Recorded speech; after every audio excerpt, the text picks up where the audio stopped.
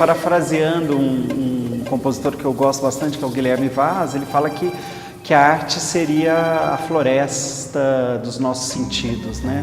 Onde a gente pode retirar, nesse manancial, retirar os elementos para a própria vida, né? Por uma nova construção do olhar, a relação entre arte e educação é um debate cada vez mais necessário. Eu acho que a arte é um caminho que potencializa uma visão mais larga da vida, né? E uma ação, na verdade, sobre a vida diferente das normas estabelecidas. Inclusive até as normas estabelecidas dentro do universo da educação, onde a gente tem que prezar pelo certo, pela resposta verdadeira, em detrimento da falsa. Quando a gente fala de arte em escola, a gente não está falando do ensino de uma disciplina única, porque a arte permeia várias disciplinas. Você tem literatura, você tem a arte em si, você tem música, não é? E no próprio ensino de história, não é? Quando os alunos estão estudando, passa pelo universo da arte também, porque a arte ela teve a função, desde os primórdios, não só de representar a realidade, como criticar essa própria realidade. O lugar que nós queremos da arte é o lugar da ativação das percepções, da diversidade, das visões de mundo. A gente não quer só comida, né? Nós precisamos de lidar com sensibilidade, precisamos de lidar com a emoção dos nossos alunos e fazer com que eles também desenvolvam esse olhar sensível às coisas do mundo e à arte em especial.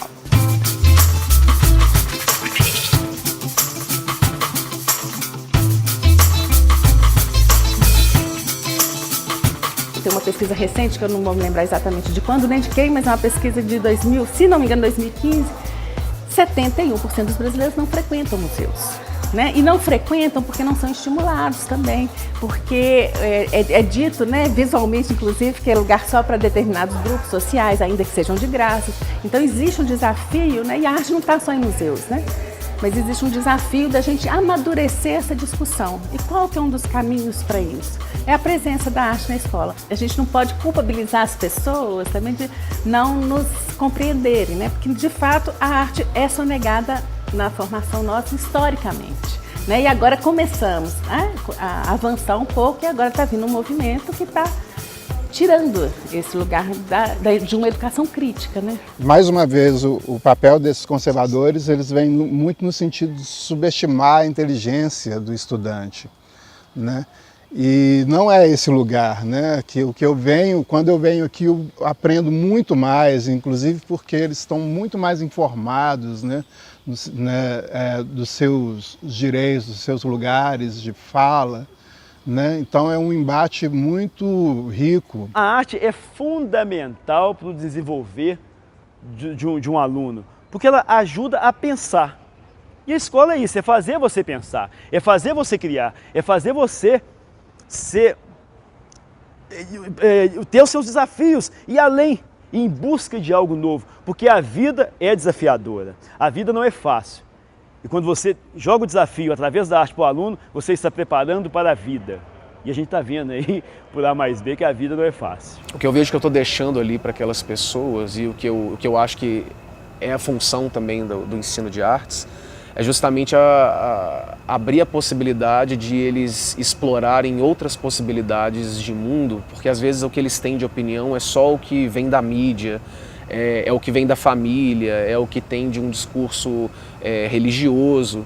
Então você não desconstruir, mas trazer outras possibilidades, né, da arte enquanto uma possibilidade de diálogo, da arte enquanto uma possibilidade de construção da sua voz, né, de realmente empoderar o seu discurso, né, de você ter a sua liberdade de pensar e dizer o que se pensa. Eu acho que essa é uma das maiores contribuições assim, que o ensino de artes pode trazer para a escola.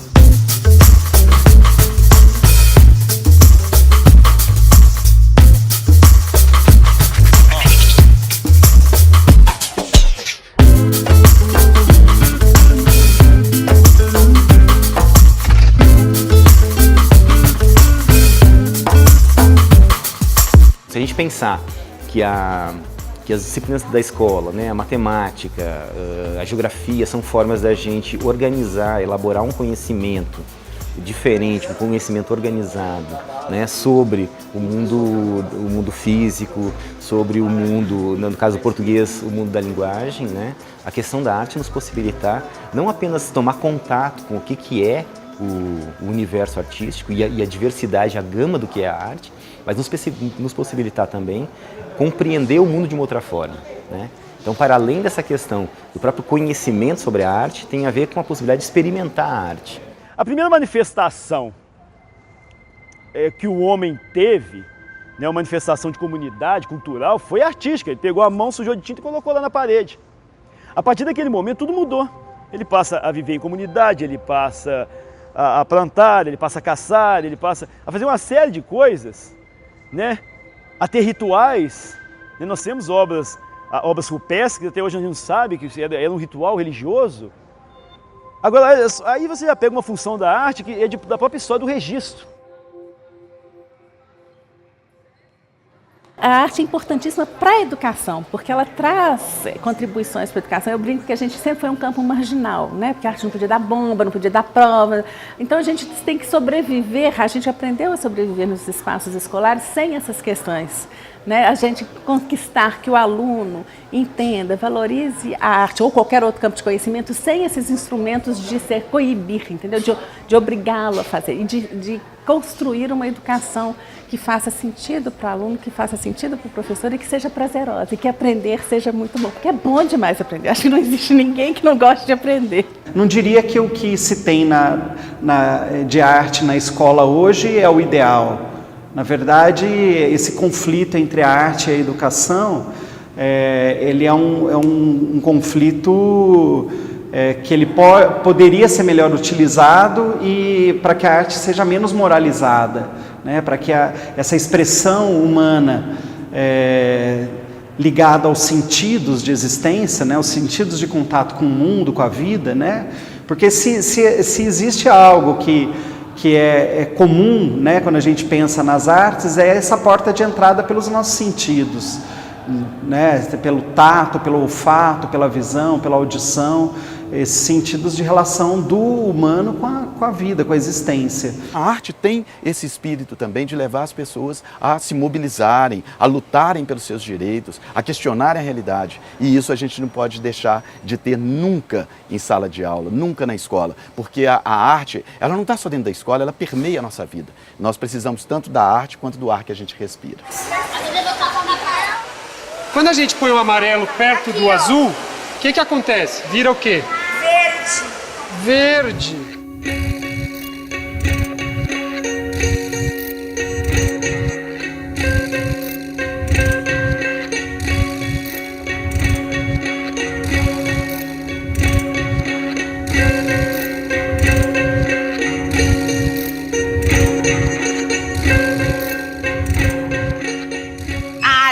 É um lugar para a gente começar a pensar as questões da vida.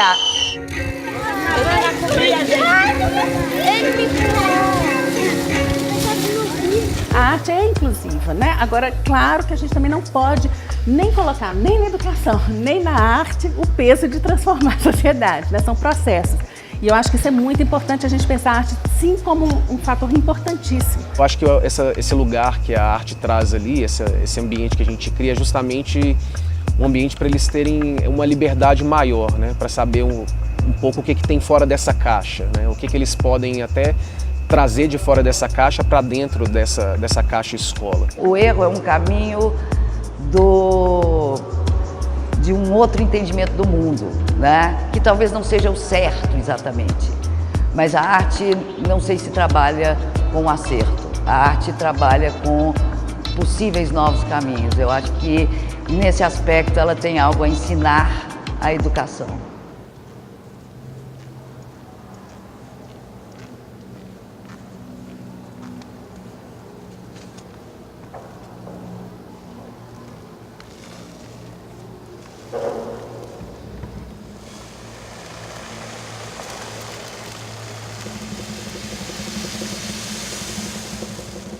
O vento sou eu quem trago, o vento também sou eu.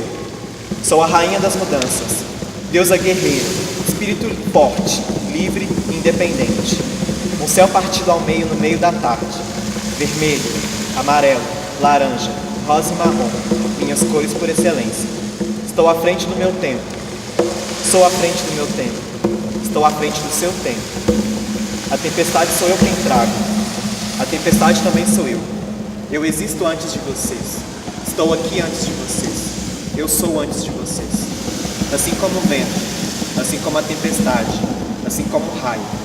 Portanto, sou eu a culpada por sua destruição? Deus, quem for? O que reflete nas águas das minhas tempestades é o fruto das escolhas e atitudes dos homens. Eu trago a tempestade, aquela que molhará essa terra desde hoje para sempre. A chuva há de limpar e carregar a sujeira acumulada em nossas ruas, em nossas casas, em nossos corações. Transformará tudo que foi criado em desarmonia, em desigualdade, em desrespeito. No antro social, onde nasce a opressão, eu determino que a tempestade limpe da terra toda desgraça, toda injustiça, toda intolerância, toda opressão.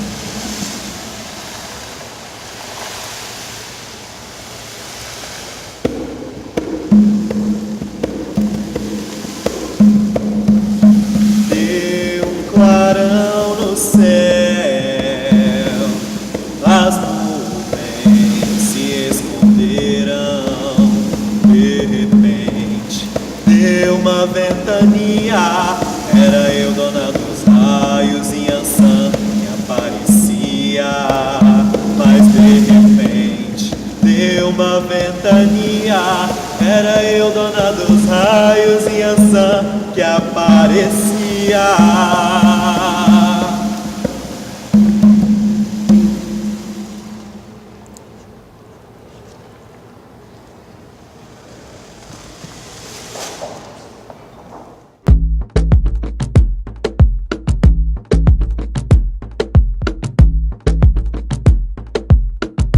A arte e o pensamento crítico são uma histórica ameaça ao sistema de opressões. Nos dias atuais não é diferente. São tempos difíceis para a construção de uma formação transgressora.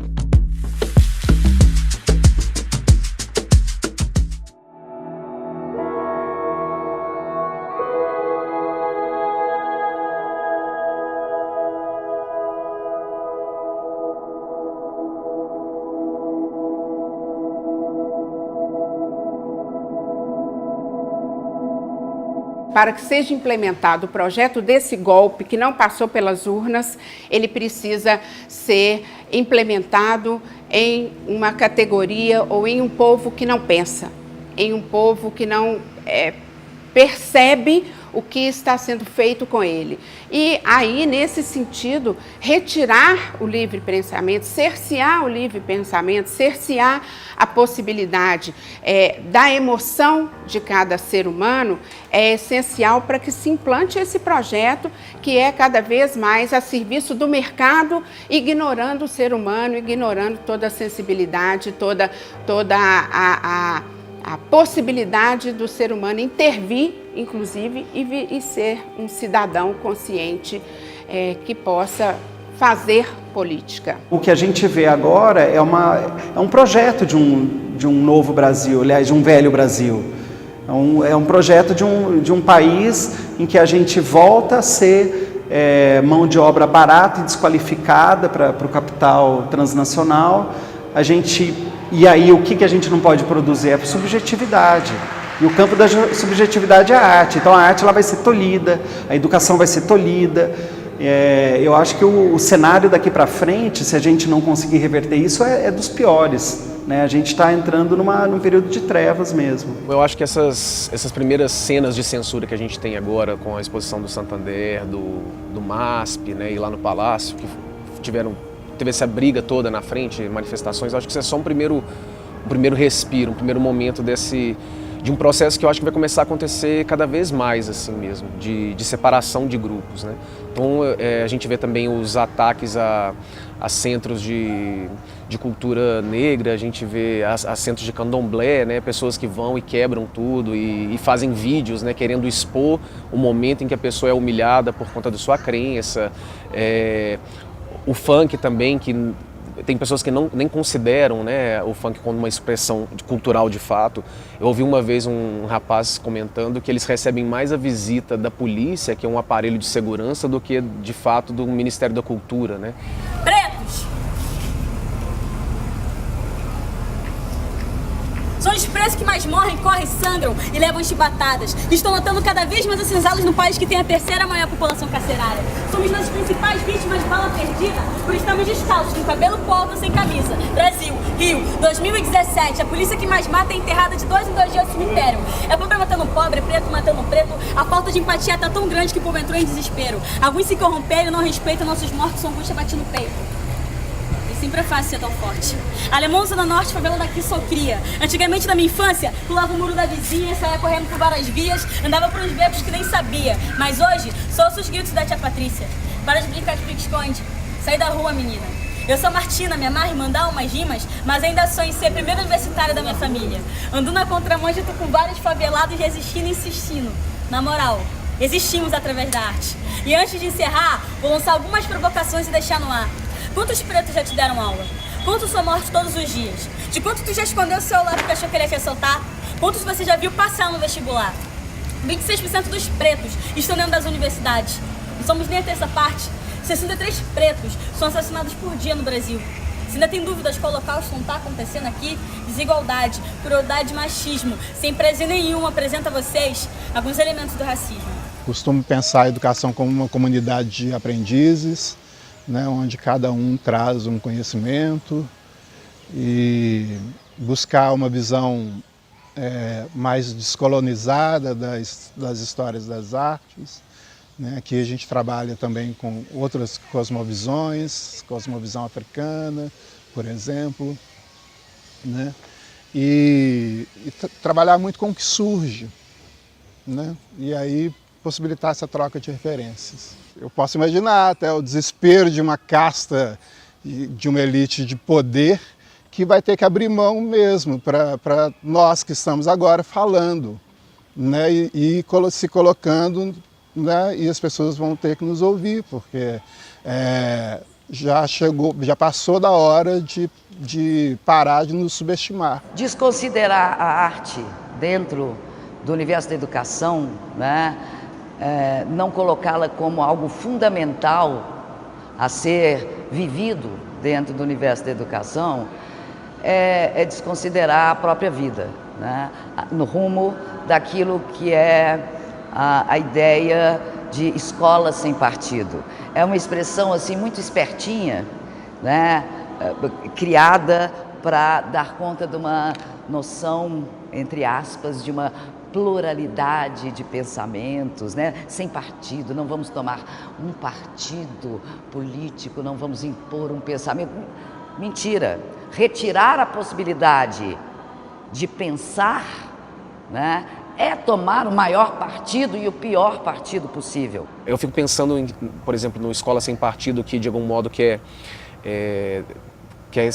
colocar referências de como que o comportamento do professor em sala de aula tem que acontecer, como que isso não é só uma censura, mas é uma própria desconstrução dessa pessoa, né? Você se formou enquanto aquela pessoa, você tem um modo de se comportar, de se exibir, de lecionar, você tem a sua metodologia, você tem a sua formação e aparece um projeto que visa moldar esse comportamento, né? Ditando aquilo que pode ser dito, o que não pode. Eu não consigo, de fato, conceber como pode existir uma aula, vamos falar de humanas, mas assim, de artes mais especificamente, sem que o professor emita a sua opinião, sem que o professor colha a opinião do aluno, sem que discussões como as que não podem mais acontecer nesse novo tipo de escola aconteçam, sabe? A censura ao mundo das artes, aos professores, à educação, né, a reforma do ensino médio, essa história de escola sem partido, tudo isso vem cercear o direito do ser humano de pensar. E a escola é um lugar privilegiado para levar os estudantes a pensar muito mais do que decorar fórmulas, muito mais do que aprender conteúdos das disciplinas. A escola é feita para a gente pensar.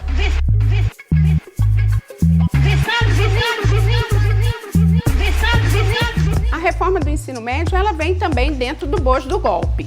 né? E é isso, ela faz com que o eixo da reforma do ensino médio é tecnicista, é a formação de força de trabalho para o mercado de trabalho. E a força de trabalho que cada vez mais execute sem pensar.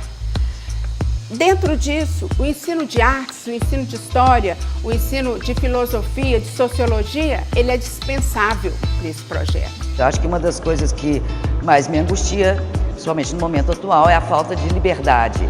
É uma falta de liberdade que não existe só em relação à expressão artística, né? É uma falta de liberdade que a gente não tem em relação à vida, né?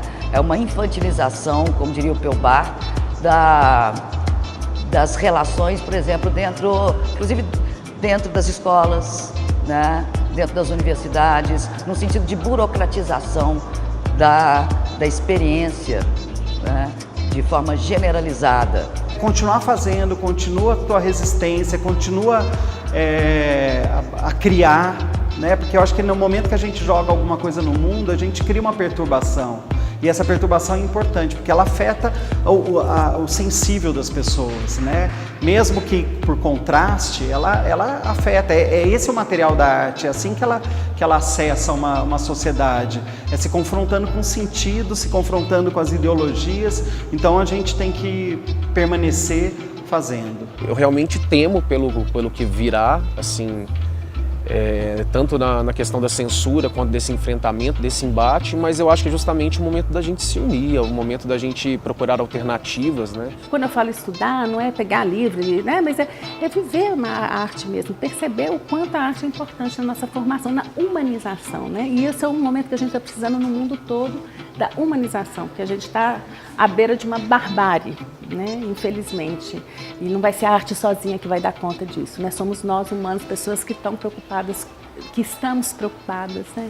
Com esse lado nosso da humanização.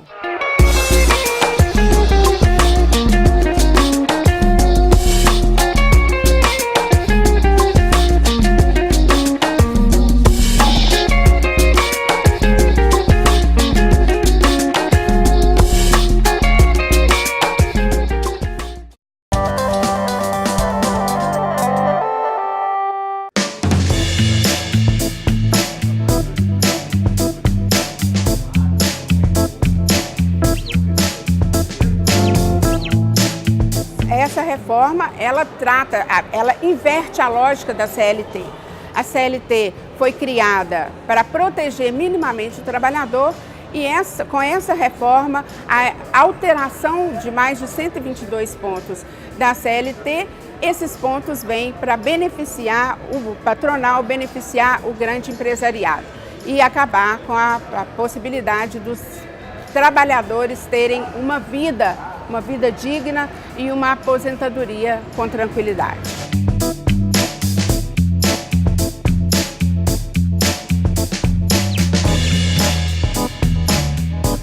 É preciso uma luta política, porque nós compreendemos que o que deu as condições para poder aplicar a reforma trabalhista foi o golpe de Estado contra a presidente Dilma, que retirou a presidenta para poder aplicar um conjunto de reformas no Brasil, com um Congresso Nacional profundamente corrupto e vinculado aos interesses do capital, de um governo ilegítimo que foi construído no Brasil nesse último período e que nós precisamos, na luta política, mudar o sentido e a lógica desse projeto liberal construído no Brasil e construir um Estado onde os trabalhadores e o povo possa ter acesso mínimo aos direitos mais elementares. Então, a luta política também está em curso. Os trabalhadores continuarão nas ruas, resistindo contra esse desmonte, essa ofensiva desse governo ilegítimo. E os professores da rede privada, reunidos em assembleia hoje, nesse dia 10, também definiram incorporar essa resistência e farão de tudo para que os trabalhadores,